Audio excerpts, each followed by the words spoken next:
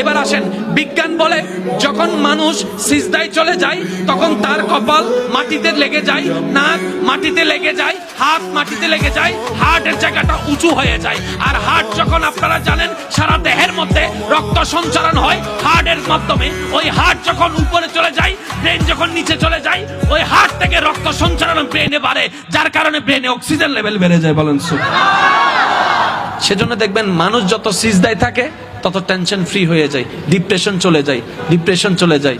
সুবহানাল্লাহ বলেন। তাহলে ডিপ্রেশনের ওষুধ কোথাও থাকুক না থাকুক সিজদার ভিতরে, জোরে বলেন সিজদার ভিতরে। এবার যার মনে দুঃখ আছে তার সিজদার দরকার আছে। আমি কাউকে নামাজ পড়তে বলবো না, আমি বলি না। আমি কেন বলবো? যেখানে আল্লাহ পাক বলেছেন নামাজ পড়ো, আমরা শুনতেছি না, এই না আর হতা অনুন্নত বাজে বাস্তব যেটা সেটাই তো। আমি কাউকে বলি না নামাজ পড়েন।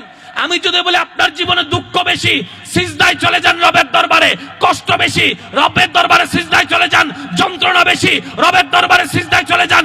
সংসারে অশান্তি, রবের দরবারে সিজদায় চলে যান। ব্যবসায়ী অশান্তি, রবের দরবারে সিজদায় চলে যান। কারণ এটা এমন এক মহান দরবার, হুয়াল্লাযী আনজালাস সাকিনাতা ফি কুলুবিল মুমিনিন।